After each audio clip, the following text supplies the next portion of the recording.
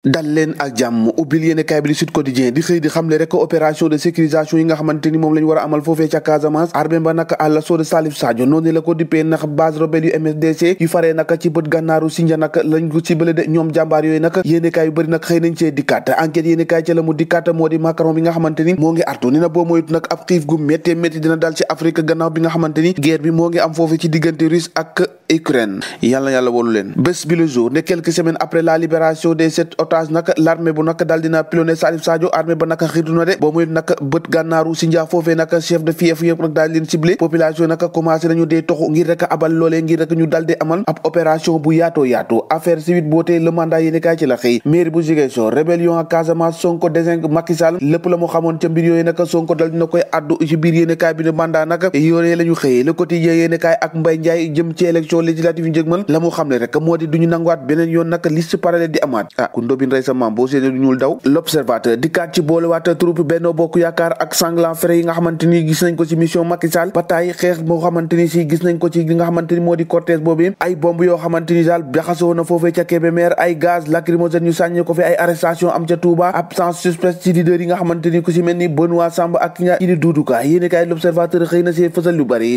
l'observateur fësal nag faatoop taskatu xibaar boobee di Ndate Diop niki démb la dëddu àdduna nag gaañi ñëpp nag ñoo ngi témoigné ci moom la ñu xam le rek moo di liggéeykat la woon waaye itam koo xamante ni ku nangoon a jaamu yàlla la Vox Populi gannaaw jàngalekat yi nag bi la yoon ñiy liggéey ci wàllum santé nag ñoom ñoo yël yet yu nag di xeex ak gouvernement bu Sénégal ñoom Mbalo Dia Thiam ak ñu ànd nag gis nañu si jamono ji nag dañ leen a daanaka soofantal waaye nag bëgg nañ lu bari loo xamante ni si ñu ngi koy sàkku ñu defal leen Les Échos yéeni kaay la mu xëy fësal moom itam li élection législative yi fanweeri fan ak benn ci weeru juillet bi ñu dëgmal Macky Sall nag dal dinaay artu de nee na bëgguma gis benn yoon lii di liste parallèle comme ni nga ko gisoon ci élection locale yi patron APR moom fawul kaful ci nag responsable yi Kédougou ay Kaolack ak Tambacounda ñoom ñëpp artu na leen aucune liste parallèle nag duñ ko baale ci bile yoon nag benn liste rek mooy am te mooy liste Benno Bokk Yaakaar bi ca Kaolack ga mu jaar nag foofee nag Maodo Ndiaye Rahma nag yéenekaay bi di l'évidence nee na moom mooy le perdant bu mag ci biir yéenekaay ba tey nag après Barthélémy Dias Sonko ci dossier yooyu nag pendant ci kanamu justice Bougane Gueye Dany ndax dafa nekk ci viseur pouvoir bi lu mu ci doon ni nag ñoo ngi révélé blocage de compte groupe des médias bi nga xamante ni état bu Sénégal amoon na ko élection législative yi ñu dégmal naka boobu mooy naka du neex ci Yewwi Askan Wi ci Guédiawaye ndax ci jamono joojee moom dañoo gis ne Malick Gakou ma leen jiite woon ba muy tànn daal daanaka ñamu tànn rek moo ñu nekkoon ci partem bi la yoon naka gaa ñi ne na ko nag faaw ñu xoolaat taxawaay boobee duñu nangu kenn naka ñuy del bii njuur bii bukki bii sàmbal lépp nag ñu dal du koy buub duñu ko nangu le vrai journal dikk rek ci affaire politico judiciaire naka ci diggante Ousmane Sonko ak Barthélémy Dias seeni mbir naka daanaka yéenekaay bi ne naka ci jamono ji moo ngi ci table justice waaye ba léegi dal lu leer amagut la tribune yéenekaay naka ci interview Ousmane Sonko la dikkaat ak révocation du doyen des juges naka attaque contre la justice ak bañ a signé loolu naka yéenekaay bi xëy na koo tàqat ñi Sonko défie l'état du Sénégal les précisions maanaam ay leeral ci département des affaires étrangères yi ñu dal dee indi moom naka dal dinay lankal doyen des juges ne dootul ko signé ndax jàpp na ne naka fi mu toll nii kookee ab partisan la te dafa bokk ci kooku bëgg a complot justice bi naka accepté na jouer le jeu du pouvoir noonu la ko yéenekaay bi xëy fësalee nee na dootuma signé dara te saa ma buggee tukki